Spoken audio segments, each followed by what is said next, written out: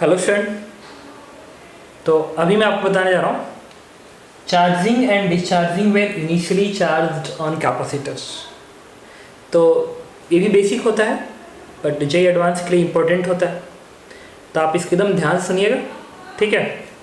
इसमें कह रहा है कि कैपेसिटर है जिसका कैपेसिटेंस C है, रेजिस्टेंस R है, बैटरी की EMF E है और ये स्विच है। कैपेसिटर की इस प्लेट पे इनिशियली Q इन चार्ज है और इस प्लेट पे initially minus Q in charge है। कह रहा है जब इस स्विच को क्लोज करते हैं तो क्लोज करने के बाद बताइए इस कैपेसिटर पे charge as a function of time क्या होगा। तो मैं यहाँ पे रिजल्ट लिख रहा हूँ क्योंकि प्रीवियस वीडियो में ऑलरेडी बता चुका हूँ, ठीक है। नहीं कहा था कि इंटीग्रेशन Q इंटू Q चलेगा तो एक बड़ा सा आएगा। तो इस पे जो चार्ज Q आएगा किसी टाइम t पे, करंट को फ्लो में ऐसे दिखाऊंगा, बैटरी के पॉजिटिव प्लेट से करंट आई, क्योंकि इस पे चार्ज Q है तो अगर चार्ज बढ़ रहा है तो करंट का फ्लो को आप ऐसे दिखाइए। तो यहाँ से जो चार्ज का फंक्शन बनता है जो आपको याद रखना है, this is the first point, Q equals to QSS 1 minus e to the power minus t upon tau c plus Q in e to the power minus t upon tau c. This one is the most general equation of charging and discharging a capacitors and you can use this formula always, ठीक है। Initially charge हो ना हो, battery लगी हो ना हो, but हमेशा यूज़ कर सकते हो, बशर्ते कि अगर कोई EMF आता है तो EMF क्या होना चाहिए, कांस्टेंट होना चाहिए। जैसे कोई बैटरी आती है तो उसका EMF कांस्टेंट होना चाहिए, और नहीं है कोई बैटरी तो जीरो है EMF, वो भी तो कांस्टेंट ही है। इस फॉर्मूले को आप याद रखोगे, it is always valid what ever initial charge is zero और नॉट। जैसे सपोज करो इस कैपेसिटर पे इनिशियल चार्ज जीरो होता तो Q इन जीरो होता, तो यहाँ पे जीरो प्लेस कर दो, आगे यही फॉर्मूला, और ये फॉर्मूला हम पढ़ चुके हैं, ठीक है। अगर ये बैटरी नहीं होती तो स्टडी स्टेट पे इस कैपेसिटर का चार्ज क्या होता है, जीरो, तो QSS जीरो हो गया, आगे ये फॉर्मूला था ना Q not e power minus t upon tau c। तो मोस्ट जनरल फॉर्मूला है, always use what ever charging और डिस्चार्जिंग, ठीक है। अब क्या करेंगे, इसमें जो टाउ c होगा इसको आप लिख लेंगे this is R equivalent into C equivalent, ठीक है, अलग से ध्यान रखेंगे। अब इसको बताता हूँ, इसका कैलकुलेशन अभी दिखाऊंगा। अच्छा, अगर कोई पूछे कि सर्किट में कितना करंट फ्लो कर रहा है, कितना करंट, तो आपको वही काम करना है कि करंट कुछ और नहीं होगा, dq बाई dt होगा। मतलब एक एक चीज़ प्रीवियस आप यूज़ कर सकते हो, ठीक है। एक एक चीज़ जो प्रीवियस लिखा था आपने पॉइंट्स, वो सारे पॉइंट यहाँ पे अप्लीकेबल है। बस अंतर सिर्फ यही है कि Q बराबर इस वाले फॉर्मूले में Q इन आ गया, अदर एक एक चीज़ सेम है। थर्ड पॉइंट्स आप ये भी लिख सकते हो, कोई पूछे इस रजिस्टर का वोल्टेज कितना है, तो इस रजिस्टर का वोल्टेज क्या होगा, करंट I इंटू रेजिस्टेंस। कोई पूछे कैपेसिटर का वोल्टेज, तो Q upon capacitor Q upon C, और VR प्लस VC की जो वैल्यू आएगी इसमें EMF के बराबर आएगी। क्यों, क्योंकि इसका वोल्टेज प्लस इसका वोल्टेज इक्वल टू इसका वोल्टेज, ये होल्ड करता रहेगा। फोर्थ पॉइंट एनर्जी के लिए कि work done by battery is equals to increasing capacitor energy plus heat develop, ये यूज होता रहेगा, ठीक है। तो ये चीज़ें हैं जो आपको ध्यान रखना है, ठीक है। अब लिखिए, तो पहले हम एक क्वेश्चन कराते हैं, उसके बाद बताता हूँ कि इसको कैलकुलेट करने का तरीका क्या है, ठीक है। देखिए हम क्वेश्चन 1 डिस्कस कर रहे हैं। कैपेसिटर है 5 माइक्रोफैरड का, रेजिस्टेंस है 10 ओम का, 10 वोल्ट की बैटरी से, नीचे भी 10 ओम का इंटर रेजिस्टेंस है इस बैटरी का, switch S1 S2 20 ohm resistor 20 volt battery. कह रहा है कि switch S1 is close for 10 microsecond, switch S1 is close for 10 microsecond and then open. इस स्विच को 10 सेकेंड के लिए आपने क्लोज किया, फिर ओपन कर दिया। नाउ S2 इज क्लोज्ड, अब S2 को क्लोज कर दिया गया। Find the charge of capacitor as function of time, ठीक है। तो सबसे पहले तो ये सर्किट है, तो इस सर्किट पे चार्जिंग की क्वेश्चन लिखेंगे और बाद में इस सर्किट पे चार्जिंग की क्वेश्चन लिखेंगे, ठीक है। और कैपेसिटर की किसी प्लेट पे चार्ज पूछ रहा है, किसी भी प्लेट पे पूछ रहा है, तो अपने मन से कोई भी ले सकता है। ये पॉजिटिव बैटरी है, इसके साथ मैं इसका लिखा हूँ, इस पे चार्ज Q है, मैं इसका फंक्शन लिखना चाहता हूँ। इस पे Q होगा तो इस पे माइनस Q, तो क्या लिखेंगे, Q is equals to QSS। Formula क्या होता है, अच्छा इनिशियली कैपेसिटर अनचार्ज था जब ये स्विच ओपन था, तो फॉर्मूला होगा क्यू एस एस 1 माइनस ई के power minus T upon tau सी। अगर इनिशियल कैपेसिटर अनचार्ज है तो चार्ज का फंक्शन ये होता है, ठीक है। तो क्यू एस एस क्या होगा, ई सी इस सर्किट का EMF 10 वोल्ट और कैपेसिटेंस 5, तो 10 इंटू 5 50 इंटू 1 माइनस ई का power minus T upon tau सी, और टाउ सी क्या होगा आर सी, तो सी 5 है। और इस सर्किट का जो आर है ये 10-10 सीरीज में आ गया ना, तो 20, तो 20 into 5 hundreds this one. Sir क्या क्या क्यू एस एस क्या होगा R C, Q S S क्या होगा E C EMF into capacitance, तो EMF 10 कैपेसिटेंस 5, 10 इंटू 5 50 1 माइनस ई का power minus T upon tau C, tau C होगा आर सी, और इस सर्किट का जो आर है ये 10 और 10 20 इंटू 5 100, ये क्यू मिल गया। अब देखो क्या करेगा, लेकिन ये चार्जिंग क्वेश्चन कितने टाइम तक है, 10 माइक्रोसेकंड तक। तो मैं चार्ज निकालूंगा कि 10 माइक्रोसेकंड पे इस कैपेसिटर पे कितना चार्ज होगा जो इस सर्किट के लिए इनिशियल चार्ज कहलाएगा। तो initial charge equals to 50 1 minus ई का पावर, टी के जगह पे क्या लिखना 10 माइक्रोसेकंड, इसलिए क्योंकि ये 100 माइक्रोसेकंड नीचे है, माइक्रो में है, तो इसको भी माइक्रो में ही प्लेस करेंगे। तो जब यहाँ पर आप 10 लिखेंगे तो 10 अपन 100 इट इज 1 अपन 10, तो minus 1 upon 10। This is the charge on the plate of this capacitors. Now अब आपने इसको ओपन कर दिया, इसको ओपन करने के बाद मतलब इस सर्किट को हटा दिया आपने, अब सर्किट ये बन गया, नया सर्किट ये बन गया, क्लोज हो गया। लिखना है मुझे इसी प्लेट पे चार्ज, क्योंकि जो चार्ज है वो इसी प्लेट का है, ये वाला चार्ज इसी प्लेट का है। तो अब लेकिन इस सर्किट में जो कैपेसिटर है उस पर इनिशियल चार्ज बन गया, तो हम बड़ा वाला फॉर्मूला यूज़ करेंगे। क्या लिखेंगे, Q equals to q S s 1 minus ई का power minus T upon tau c plus Q in e का power minus T upon tau c. तो क्यू इन तो पता है, रख सकता हूँ, क्यू एस एस निकालना है। अच्छा क्यू एस एस होगा इस प्लेट का चार्ज स्टडी स्टेट पे, इस सर्किट पे, तो मैं क्यू एस एस लिख रहा हूँ यहाँ पे। तो जब भी स्टडी स्टेट ये सर्किट गेन करेगा तो इससे करंट का फ्लो बंद हो जाएगा, रजिस्टर से करंट का फ्लो बंद हो जाएगा। तो इस कैपेसिटर में जो पोटेंशियल ड्रॉप आएगा एग्जैक्टली वही पोटेंशियल ड्रॉप यहाँ पे भी आएगा। तो अगर ये 20 वोल्ट है तो ये भी 20 वोल्ट होगा। तो फर्क क्या पड़ेगा, ये निगेटिव है ना, तो यहाँ पे निगेटिव चार्ज आ जाएगा, निगेटिव से अटैच है तो निगेटिव। इसको मतलब कि एस एस पे जो चार्ज आएगा वो माइनस ई सी आएगा, minus E C minus E 20 volt into C 5, it is minus 20 into 5 it is 100। This is the Q S S. तो क्यू एस एस जो है स्टडी स्टेट चार्ज है इस प्लेट पे। अब उठा के इस वैल्यू के यहाँ पर रख दीजिए, तो यहाँ पे इसको मैं हटाता हूँ, माइनस 100 1 माइनस ई का power minus T upon tau सी। अच्छा टाउ सी जो होगा, ये टाउ सी और ये टाउ सी दोनों एक ही, ध्यान रखना, ये क्यू इन ये है, बट ये टाउ सी इस नए सर्किट का है। रिपीट कर रहा हूँ, तुम ये मत करना कि सर ये टाउ सी ना पुराने वाला सर्किट का है, क्योंकि क्यू इन पुराने वाला, बिल्कुल नहीं। ये टाइम का फंक्शन बना है, किस सर्किट का, इस सर्किट का, तो टाइम कांस्टेंट भी उसी सर्किट का होगा। तो बड़े वाले फार्मूले में चाहे ये टाउ सी हो चाहे ये टाउ सी हो, रिपीट कर रहा हूँ, ये नए वाले सर्किट का होता है, न कि पुराने वाले का। हाँ ये क्यू इन जो होता है वो नए वाले सर्किट से आता है, मैं कह रहा पुराने वाले सर्किट से आता है इनिशियल चार्ज, पुराने सर्किट से कितना आया।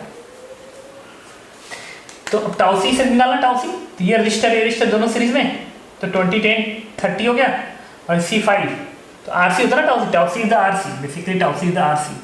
तो resistance is 20 plus 10 30 into 5, 30 into 5 this is 150।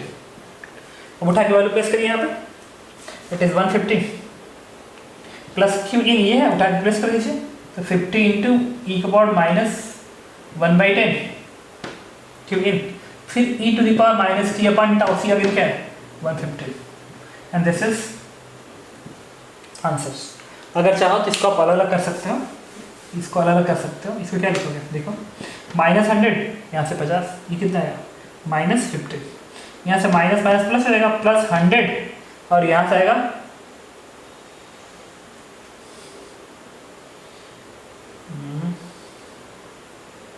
ठीक है, इसके से मल्टीप्लाई करो, कितना आएगा प्लस 100 ई का पावर माइनस टी अपन 150, और ये 50 यहाँ से माइनस, ठीक है, और ये 1 सेकेंड फिर मिस्टेक है, इसलिए क्योंकि माइनस 100 आएगा और इससे मल्टीप्लाई होगा तो 100 ई का पावर माइनस टी अपन 150, फिर ये मल्टीप्लाई तो 50, और ये आएगा e का पावर माइनस टी अपन 150, और ये इससे मल्टीप्लाई करो इससे तो बनेगा -50 ई टू पावर, इन दोनों का सम, इन दोनों का सम, तो ये क्या आएगा -1/10 और -1/50 का इंटू टी बन जाएगा। बस अलग अलग करके फिर इन दोनों को जोड़ सकते हो तुम, तो 150 हो जाएगा, क्योंकि ये तो टर्म सेम है ना, तो इसको चाहो तो तुम इसको सीधे लिख सकते हो 150 इंटू ई पावर माइनस टी अपन 150 10 माइनस। ठीक है, तो ये 4 is the function of time है फाइनली। तो आप इस फॉर्मूले का जनरल यूज़ कर सकते हो। हाँ, कैलकुलेशन हो सकता है कहीं मिस्टेक हो तो देख लेना कि ये 10 है कि 100 रहेगा। ठीक है, तो मैं रिपीट कर रहा हूँ, जब भी ऐसा क्वेश्चन होता है जिसमें कैपेसिटर पे इनिशियल चार्ज होगा तो आप इस तरीके से इसका यूज़ करेंगे। ठीक है, अब मैं आपको टाइम कांस्टेंट कैलकुलेशन सिखाने जा रहा हूँ कॉम्प्लेक्स सर्किट का। ठीक है, तो ये सेकेंड क्वेश्चन हम लोग डिस्कस करने जा रहे हैं। 20 ohm resistor, 10 ohm resistor, 20 volt, 10 microfarad, 10 volt, find ये part time constant, second charge of capacitor as function of time, and third current in 10 ohm resistors as function of time. ठीक है, तो देखिए सबसे पहले टाइम कांस्टेंट निकालना है। तो टाइम कांस्टेंट जो है मैं ऑलरेडी आपको बता चुका हूँ कि जो टाइम कांस्टेंट होता है this one is R equivalent into C equivalent, ये होता है। ठीक है, और सी इक्विवेलेंट निकालना ईजी है। ठीक है, क्योंकि एक ही कैपेसिटर है तो 10 माइक्रोफैरड है, और एक कैपेसिटर और होता है जो इसी लाइन में होता तो सीरीज में होता तो लिख देता, और इसी के जस्ट पैरेलल होता तो मैं पैरेलल लगा देता। तो एक चीज़ आप हमेशा ध्यान रखना, जितने भी क्वेश्चन आते हैं ना, जो थोड़े बहुत IIT में इन जनरल जितने क्वेश्चन आते हैं उसमें ये देखा जाता है कि टाइम कांस्टेंट निकालते समय रजिस्टर कहीं भी हो, बैटरी कहीं भी हो, लेकिन कैपेसिटर या तो लगातार सीरीज में देगा या तो कैपेसिटर लगातार पैरेलल रखेगा और एक ही पास रखता है। ठीक है, अदरवाइज क्वेश्चन कॉम्प्लिकेटेड हो जाता है। तो क्वेश्चन के कॉम्प्लिकेशन को कम करने के लिए कैपेसिटर को रिपीट कर रहा हूँ, या तो लगातार सीरीज में रखेगा या तो तुरंत पैरेलल रखेगा, यही होता है इन जनरल। ठीक है, तो अगर लगातार सीरीज में रखा तब तो ऐसे निकल गया, लगातार पैरेलल रखा तो सी इक्विवेलेंट भी ऐसे आ गया, फिर पैरेलल है तो C1 + C2, और अगर सीरीज में है तो सीरीज कॉन्सेप्ट आप यूज कर सकते हो। तो यहाँ पे तो एक ही कैपेसिटेंस है, तो फिर सी इक्विवेलेंट क्या होगा 10 माइक्रोफैरड, तो आप यहाँ लिखेंगे सी इक्विवेलेंट की जगह पे 10 माइक्रोफैरड। अब अगला टारगेट है आर इक्विवेलेंट निकालना, आर इक्विवेलेंट। तो आर इक्विवेलेंट निकालने के लिए जो कॉन्सेप्ट यूज होता है उसको नोट करो।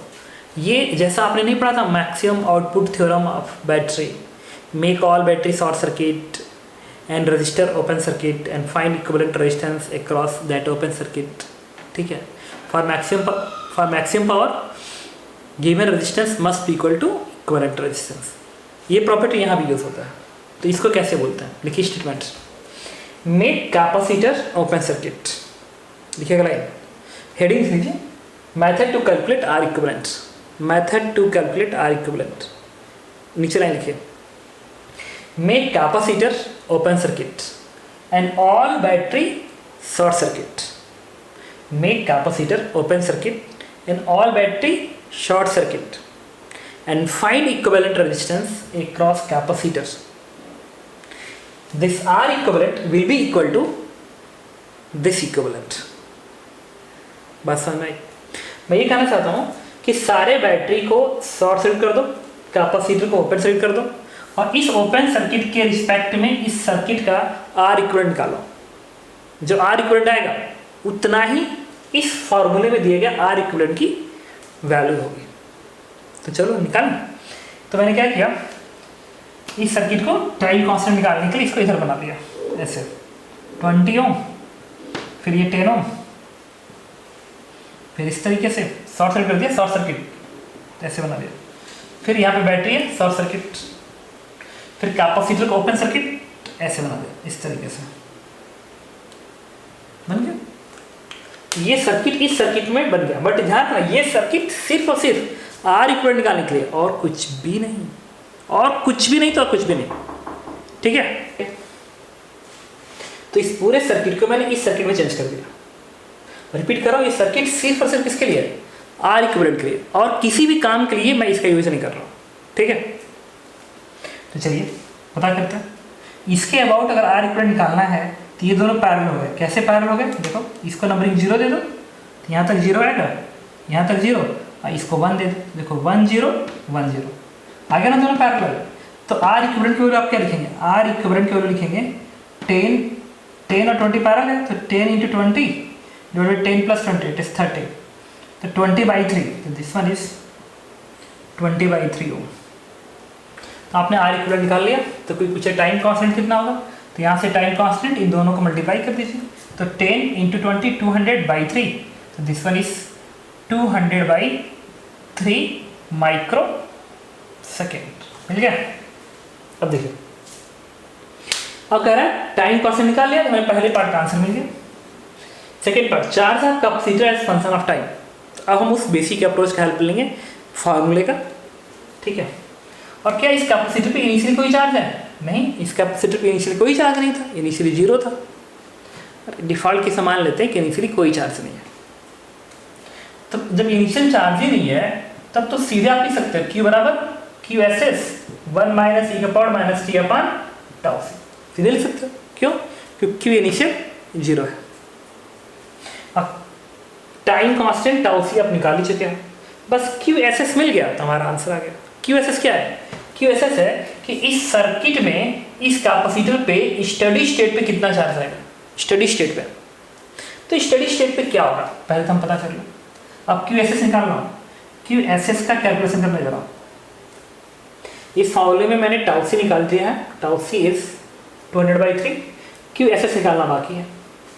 तो QSS क्या है कि इस कैपेसिटर पे पोटेंशियल डिफरेंस कितना आएगा एट स्टडी स्टेट। तो मुझे बताओ, जब भी स्टडी स्टेट गेन करेगा क्या इस कैपेसिटर से करंट फ्लो करेगा?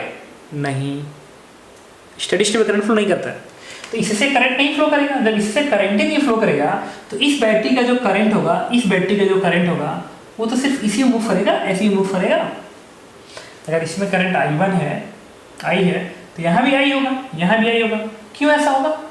इसलिए ऐसा होगा क्योंकि ये स्टडी स्टेट पे ओपन है। अगर ये ओपन है तो इससे करंट फ्लो नहीं कर सकता। जब इससे करंट नहीं फ्लो करेगा तो इस सर्किट करंट सिर्फ इसे घूमेगा, ऐसे नहीं।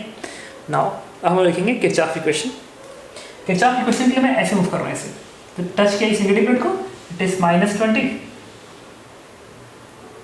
फिर ऐसे घुमा तो I × 20, फिर ऐसे घुमा तो I × 10, फिर ऐसे आ गया इक्वल टू 0। बस इससे मैंने करंट I निकाल लिया। I बोल क्या आएगी 20/30, 20/30 इट इज 2/3 एम्पियर करंट आ गया। अब आपको पता करना है कि इस पे कितना पोटेंशियल डिफरेंस होगा। तो मान लो ये पॉइंट A है और ये पॉइंट B है, तो पोटेंशियल डिफरेंस निकालने के लिए हम लोग किरचॉफ का हेल्प लेते थे, ले लो। यहाँ से ऐसे चलेंगे तो VA - VB is equal to VA - VB equal to, जब ऐसे चलूंगा तो निगेटिव टच किया तो -10, फिर ऐसे घूम के ऐसे आ रहा हूँ तो करंट का डायरेक्शन आ रहा है ना, करंट का डायरेक्शन है, क्या लिखूंगा I × 10, फिर ऐसे घूम के मैं B पे आ गया। अब I के वैल्यू उठा के आप प्लेस कर दो, तो 2/3 लिखोगे तो आ जाएगा 20/3, दिस वन इज 20/3, तो 3 यहाँ पे -30, ये 20, इट इज -10/3। तो this is the potential difference of this capacitors, -10/3। तो अच्छा, माइनस का मतलब है कि A का पोटेंशियल कम होगा B से, तो इस पे निगेटिव चार्ज डेवलप होगा और इस पे पॉजिटिव चार्ज डेवलप होगा, यही होगा। तो अगर मैं पूछूं कि QSS कितना है, QSS, तो जब स्टडी स्टेट पोटेंशियल आ गया है तो QSS क्या होगा, C कितना है 10 माइक्रोफैरड, और इस सर्किट का पोटेंशियल डिफरेंस कितना है 10/3, तो लिखो 10/3, दिस वन इज 100/3 माइक्रोकूलम। तो इतना का चार्ज डेवलप होगा इस प्लेट पे स्टडी स्टेट पे। तो आप इस फॉर्मूले में वैल्यू प्लेस कर दीजिए, आंसर आ जाएगा। देखिए Q इज QSS कितना दिया गया 100/3, 1 - e⁻t/τc, और τc कितना है 200/3, 200/3 this one is, and this is the charge on this capacitor plate, इस प्लेट पे as a function of time. तो मैंने चार्ज कैलकुलेट कर लिया। ओके, अब देखिए अगला क्वेश्चन ये हमारा, और मैं इसे हटाता हूँ। इसके बाद अगला क्वेश्चन ये है कि इस रजिस्टर में current as a function of time बताइए, टाइम के फंक्शन में। तो ये जो करंट आपने निकाला था अभी जो करंट आया था वो तो स्टडी स्टेट करंट आया था ना, स्टडी स्टेट का, लेकिन इन्होंने तो टाइम के पूछा, टाइम के फंक्शन में बताइए। इसका मतलब ये है कि जब एक कैपेसिटर फुली चार्ज नहीं होगा, जब एक कैपेसिटर फुली चार्ज नहीं होगा तो इससे भी करंट फ्लो कर रहा होगा, तो इसका करंट इसके बराबर तो नहीं होगा। तो अब किसी जनरल टाइम टी पे बात करेंगे कि एट टाइम टी पे बात करेंगे। एट टाइम टी पे क्या होगा, इसमें करंट मान लीजिए I1 है, तो इससे मान लीजिए I2, तो इसमें क्या मानेंगे I1 माइनस I2। ये किसी जनरल टाइम पे ध्यान रखना, किसी जनरल टाइम पे I1 माइनस I2, ठीक है। तो अब देखिए, अब I2 निकालना बाकी है। अब I1 माइनस I2 निकालते तो आंसर आ जाए। अच्छा, I1 माइनस I2 जो होगा, रिपीट करो देखना, यहाँ पे Q है, यहाँ पे माइनस Q है ना, तो Q का जो डिफ्रेंसिएशन आएगा, तो ध्यान सुनना, Q का जो डिफ्रेंसिएशन आएगा वो इस I1 माइनस I2 की जो वैल्यू आएगी वो माइनस Q का डिफ्रेंसिएशन बनेगा। माइनस Q का डिफ्रेंसिएशन ये कहलाएगा। मतलब आप लिख सकते हैं क्या, I1 माइनस I2 जो करंट है, this one is differentiation of minus Q, तो आएगा माइनस dQ बाई dt ये आएगा। तो मैंने क्या किया, इस वाली वैल्यू को डिफ्रेंशिएट करके यहाँ पे प्लेस करेंगे। ये कितना आएगा, दिस वन इज माइनस 100/3, 100/3 1 0, इसका क्या बनेगा e to the power minus 3t/200। और फिर इसको डिफ्रेंशिएट कर मल्टीप्लाई तो 3/200 और आएगा, इसको मल्टीप्लाई करो तो 3/200, 3/200, तो इससे कैंसिल होगा, इससे 1/2 बनेगा, तो this value is 1/2 minus 1/2। Minus से जाएगा ना, क्योंकि ये भी तो माइनस आगे जाएगा और इस माइनस को प्लस बना देगा, ऑलरेडी पहले से माइनस है तो माइनस रहेगा, ये इतना आ गया। अब आपको I2 निकालना है, तो I2 निकालने का तरीका ये है कि आप I2 निकालने का तरीका पता है क्या, I1 माइनस I2 की वैल्यू इतनी है, इसमें ना किरचॉफ लगा दो, इसमें किरचॉफ लगा दो, निगेटिव टच किया -20, फिर ऐसे घूम के करंट डायरेक्शन में 20 × I1, फिर ऐसे 10 × I2 equal to 0। Equation number 2, equation number 1, ठीक है। तो देखिए, ये फर्स्ट इक्वेशन था, ये सेकेंड इक्वेशन है। इससे मैंने क्या किया, तो देखिए, तो यहाँ से 0 से 0 कैंसिल आउट हो जाएगा, यहाँ से इक्वेशन बनेगा 2I1 प्लस I2, इसको इधर भेज दीजिए, इट इज 2, इक्वेशन नंबर 2। तो I1 minus I2 equals to this and 2I1 plus I2 equals to this. इस दो इक्वेशन को सिंप्लीफाई कर देंगे तो आपको I2 as a function of time मिल जाएगा, ठीक है। तो इस तरीके से मैंने आपको 3 क्वेश्चन सॉल्व करके दिखाया। कुछ और क्वेश्चन करते हैं, चलिए इस क्वेश्चन को मैं सॉल्व कर रहा हूँ। कह रहे हैं कि find charge at capacitor as function of time. Battery EMF 2E है, ये EMF E है, रेजिस्टेंस R। डिफ़ॉल्ट केस में इनिशियल चार्ज 0 है, तो हम जो फॉर्मूला यूज़ करेंगे, this is Q equals to QSS 1 minus e to power minus t/τc। तो τc निकालता है, τc is 1, τc is R equivalent into C equivalent. तो इसमें देखिए पूरे सर्किट का C इक्विवेलेंट सिर्फ C है। अब आपको क्या निकालना, R इक्विवेलेंट निकालना है। तो R इक्विवेलेंट के लिए क्या करेंगे, बैटरी को करेंगे शॉर्ट सर्किट, कैपेसिटर करेंगे ओपन सर्किट। बैटरी करेंगे शॉर्ट सर्किट, कैपेसिटर करेंगे ओपन सर्किट।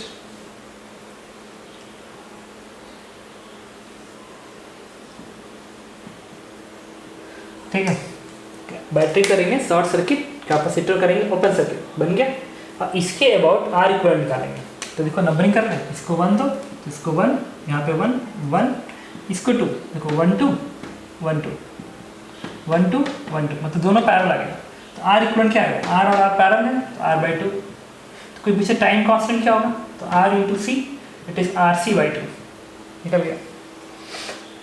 टाउसी निकाल लिया, अब टारगेट क्या है, QSS निकालने का। तो QSS के लिए मैंने क्या किया कि स्टडी स्टेट में आपको पता है कि कैपेसिटर से कोई भी चार्ज फ्लो नहीं करेगा स्टडी स्टेट पे, तो इससे कोई नहीं फ्लो करेगा, तो ये करंट इसका ऐसे फ्लो करेगा, ऐसे फ्लो करेगा। तो अगर मैं कहूँ कि करंट I के बराबर है, तो क्योंकि पूछे करंट आई की वैल्यू क्या होगी, आई की वैल्यू। तो इस पूरे सर्किट में चूंकि इससे करंट नहीं फ्लो कर रहा है तो इसका ईएमएफ ई है, तो इसका 2E है। तो नेट सर्किट का ईएमएफ क्या आ गया, 3E divide by net resistance. इस सर्किट का नेट रेजिस्टेंस क्या है, R और R 2R, ये करंट आई आ गया। तो अगर आप निकालना है कि इसके अबाउट पोटेंशियल डिफरेंस कितना है, this is A, this is B, तो यहाँ से यहाँ तक किरचॉफ लगा लो। तो क्या लिखेंगे, VA minus VB is equal to, जब ऐसे जाएंगे तो करंट का उल्टा करंट उल्टा, तो लिखेंगे माइनस आई इंटू आर, फिर ऐसे आके करंट इसके प्लस प्लेट को टच कर दो, प्लस प्लेट को जो कि ई है। फिर आगे आप यहाँ पे इस आई की वैल्यू क्या आई, 3E अपान 2R, उठा के यहाँ रख दो, तो 3E अपान 2 और R सर कटेगा प्लस E, तो इससे क्या आएगा 2 माइनस E बाई 2। माइनस में बता रहा है कि इसका पोटेंशियल इससे कम होगा, मतलब इस पे पॉजिटिव चार्ज आएगा, इस पे नेगेटिव चार्ज आएगा। तो इसका अगर चार्ज निकालना हो QSS तो क्या होगा, इसकी बीच का EMF E by 2 into capacitance क्या C, तो दिस इज EC बाई 2। अब उठा के इसमें वैल्यू प्लेस करेंगे तो चार्ज इस प्लेट का आएगा, this is Q equals to EC by 2 1 minus e to the power minus t upon tau c is RC upon 2. This one is answers. The charge at this plate of capacitor as a function of time, this one. Okay. चलिए एक और question करते हैं। चलिए इसमें एक capacitor है 2C का, एक C का है। इस प्लेट पे Q0 चार्ज है, इस पे माइनस Q0 चार्ज है। ये न्यूट्रल है, स्विच इनिशियली ओपन था, रेजिस्टेंस 2R है। अब मैंने स्विच को क्लोज किया, EMF E है।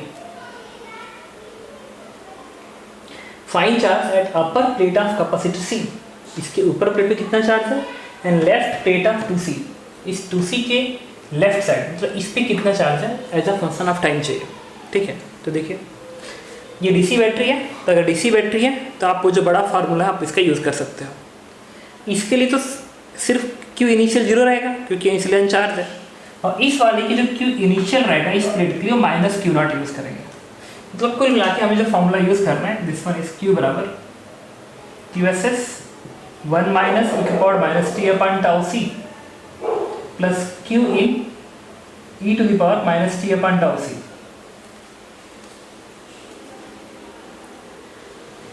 चलिए सबसे पहले हम C की बात करेंगे।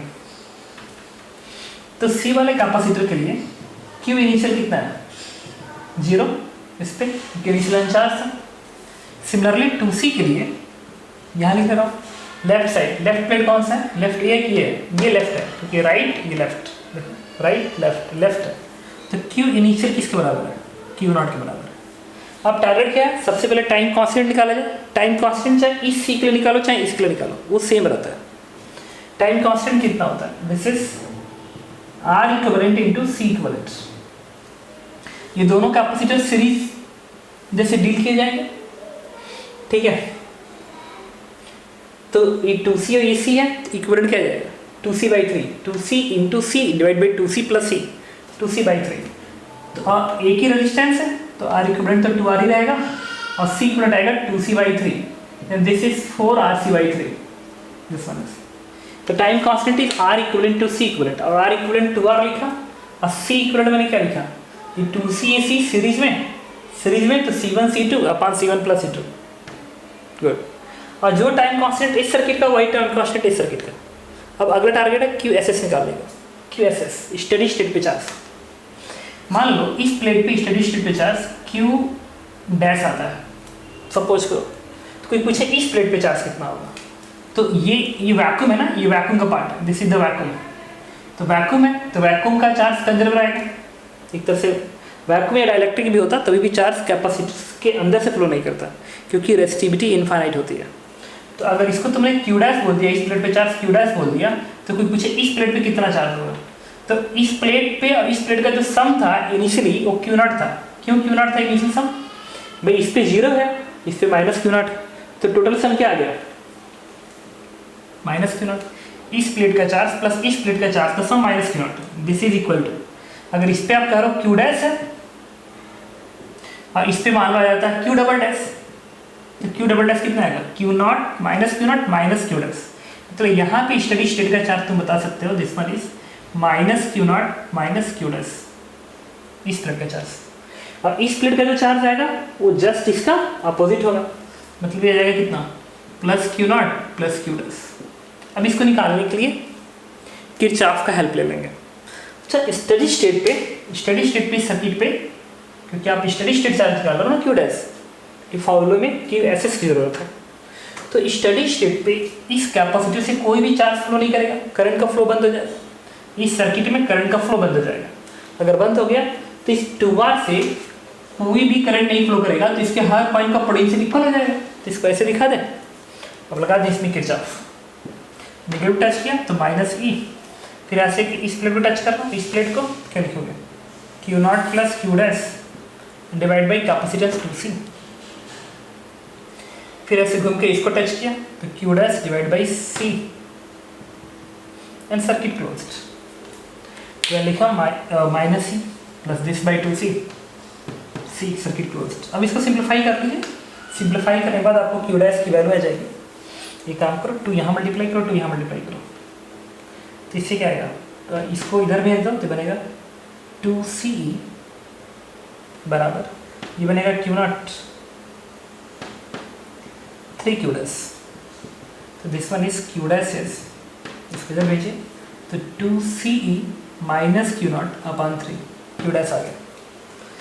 तो जो इस वाले प्लेट पे चार्ज लिखोगे, सी वाले पे चार्ज फंक्शन हटाएंगे तो क्यू एस एस प्लेस कर दो, 2CE minus Q naught by 3 bracket पे 1 minus e to the power minus t upon tau C. Tau C कितना है, 4RC by 3, 4RC by 3 bracket बंद। अब क्यू इनिशियल 0 है तो 0 प्लेस कर दीजिए। तो दिस वन इज आंसर्स। बात समझ में आई। अब यही चीज़ आपको कहाँ पता करना है, 2C वाले पे चार्ज का फंक्शन। तो मैं यहाँ लिख रहा हूँ, इसे हटा दो लिखने के लिए, चार्ज का फंक्शन लिखने जा रहा हूँ। तो Q इक्वल्स टू इस वाले प्लेट पे, इस प्लेट का इनिशियल चार्ज कितना है, Q नॉट। अच्छा, इसको C पे चार्ज लिख लो, C पे, और 2C है ना तो इसको 2C ऐसे लिख लो, Q2C बराबर इस प्लेट का इनिशियल चार्ज। QSS लिखेंगे ना, QSS फॉर्मूला में लिखेंगे Q इन Q नॉट लिख देना। और QSS क्या है, इस प्लेट का स्टेडी स्टेट चार्ज क्या है, Q not plus Q dash है। तो Q not plus Q dash आपको निकालना पड़ेगा। तो Q not plus Q dash, अब Q डैश कितना है, इतना प्लेस कर दो, 2CE minus Q naught by 3। तो इससे ये आ जाएगा 2CE 3 Q not minus Q not, it is 2 Q not divide by 3। तो ये स्टेडी स्टेट चार्ज हो गया। अब यहाँ पर रखेंगे इसके लिए, तो बनेगा कितना, 2CE plus 2 Q naught by 3, 1 minus ई का power minus t upon tau C is 4RC by 3, 4RC by 3 plus Q इन कितना है, 2C के लिए क्यू इन क्या है, क्यू नॉट है, यहाँ का क्यू नॉट है इनिशियली, फिर e to the power minus t upon और टाइम कॉन्स्टेंट एग्जैक्टली सेम, चाहे इसका हो चाहे इसका हो, तो ये वाला तो एकदम सेम रहेगा। तो 3T upon 4RC and this is answers. Got it. चलिए